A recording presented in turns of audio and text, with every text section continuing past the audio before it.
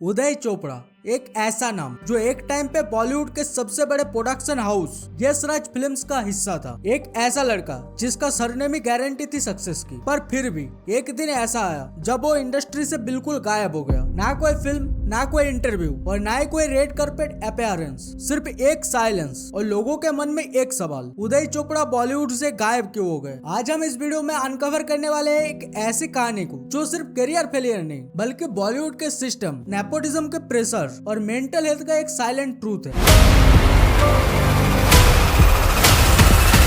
उदय चोपड़ा एक ऐसा नाम जिसका सरनेम ही गारंटी था सक्सेस की। उनके फादर यश चोपड़ा बॉलीवुड का king of romance. I make generally romantic film. Right. But you, so that only one word I made that film, an obsessed lover. तू है मेरी किरण। और भाई आदित्य चोपड़ा एक विजनरी डायरेक्टर जिन्होंने डीडीएलजे बनाई, तो नेचुरली सबको लगा था कि उदय भी वही लेगेसी कंटिन्यू करेगा। लेकिन डेस्टिनी कुछ और ही लिख कर लाई थी यार। 2000 मोहब्बतें रिलीज होती है, एक फिल्म जिसमें अमिताभ बच्चन, शाहरुख खान जैसे स्टार्स थे और उनके बीच एक नया लड़का इंट्रोड्यूस होता है, उदय चोपड़ा।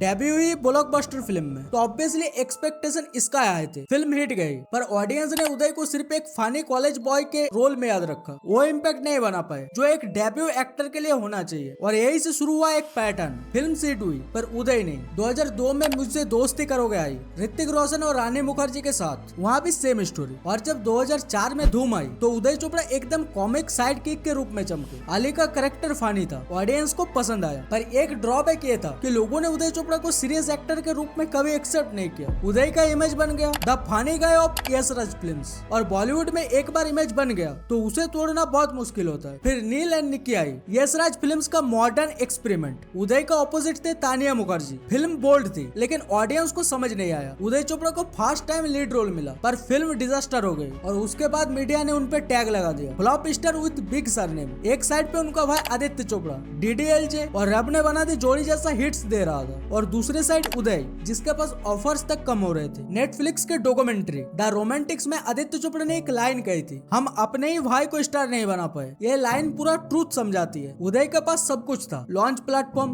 बजट और एक्सपोजर, पर एक्टिंग में वो मैजिक नहीं था जो लोग स्क्रीन पे देखना चाहते थे। इंडस्ट्री के हिसाब से उन्होंने काफी लिमिटेड रोल्स किए, और जब कुछ फ्लॉप्स मिलती गई तो उनका कॉन्फिडेंस भी ब्रेक होने लगा। उदय ने बाद में कन्फेस किया था, मुझे समझ नहीं आया कि मैं किस टाइप का एक्टर बनना चाहता हूँ, मैं खुद को ही ढूंढता रहा। ये कॉन्ट्रास्ट उनके मेंटल स्पेस को बहुत इम्पैक्ट कर गया। जब दुनिया तुम्हें कहती है तुम सक्सेसफुल नहीं हो, और जब तुम्हारा कंपैरिजन हर वक्त तुम्हारे फैमिली से होता है, तब अंदर से एक गिल्ट और प्रेशर पैदा होता है। उदय चोपड़ा ने खुद एडमिट किया था कि उन्हें अनसक्सेसफुल एक्टर बोला गया, और ये बातें उन्हें डीपली हर्ट करती थी। वो एक्टिंग से ग्रेजुअली दूर होने लगे। फिर उन्होंने अपना फोकस शिफ्ट किया राइटिंग और प्रोडक्शन पे। वो यश राज फिल्म्स के क्रिएटिव साइड में काम करने लगे। उन्होंने धूम सीरीज के कॉन्सेप्ट और डायलॉग्स में भी कंट्रीब्यूट किया था, जो बहुत लोग नहीं जानते। 2009 के बाद उदय चोपड़ा स्क्रीन से लगभग गायब हो गए। इंडस्ट्री बदल रही थी, नए स्टार्स आ रहे थे, रणबीर कपूर, इमरान खान, रणबीर सिंह, उदय जैसे फेसेस को स्पेस मिलना मुश्किल था। और तब उन्होंने एक बड़ा डिसीजन लिया, इंडिया छोड़कर हॉलीवुड शिफ्ट हो गए। वहाँ यश राज फिल्म्स ने एक ब्रांच खोली, यश Raj films entertainment, Los Angeles, और उदय ने वहाँ प्रोड्यूसर के रूप में काम शुरू किया। उन्होंने 2014 में ग्रेस ऑफ मोनाको प्रोड्यूस की, जिसमें निकोल किडमैन थी। फिल्म इंटरनेशनल लेवल पे गई,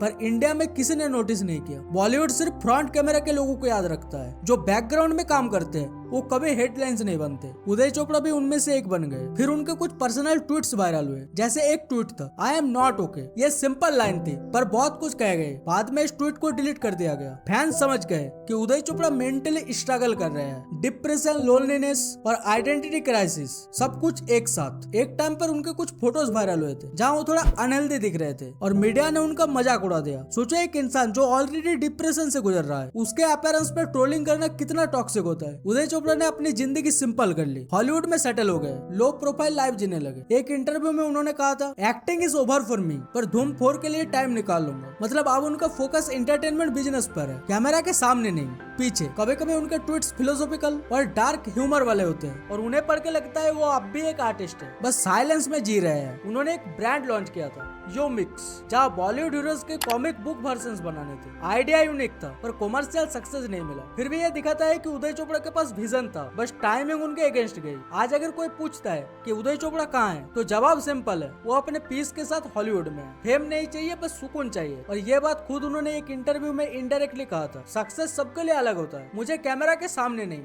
पीछे रहना ज्यादा पसंद है। तो अगर तुम ये सोच रहे हो कि उदय चोपड़ा फेल हुए, तो ये गलत है। वो बस एक अलग रास्ता चुने जहाँ रिकॉग्निशन से ज्यादा इनर पीस इंपॉर्टेंट था। कभी कभी बॉलीवुड में सक्सेस का मतलब सिर्फ स्टारडम नहीं होता, कभी कभी गायब होना भी एक जीत होती है। तो दोस्तों, उदय चोपड़ा का जर्नी हमें ये सिखाता है कि नाम और पैसा सब कुछ नहीं होता। कभी कभी एक पीसफुल लाइफ ही सबसे बड़ा अचीवमेंट होता है। आपको क्या लगता है, उदय चोपड़ा ने बॉलीवुड को छोड़कर सही डिसीजन लिया? कमेंट में जरूर बताएं। अगर आपको ऐसी रियल और हिडन स्टोरीज पसंद आती है तो वीडियो को लाइक और शेयर करें और चैनल को सब्सक्राइब करना ना भूलें, क्योंकि यहाँ हम बॉलीवुड के डार्क और हिडन ट्रूथ को सामने लाते हैं।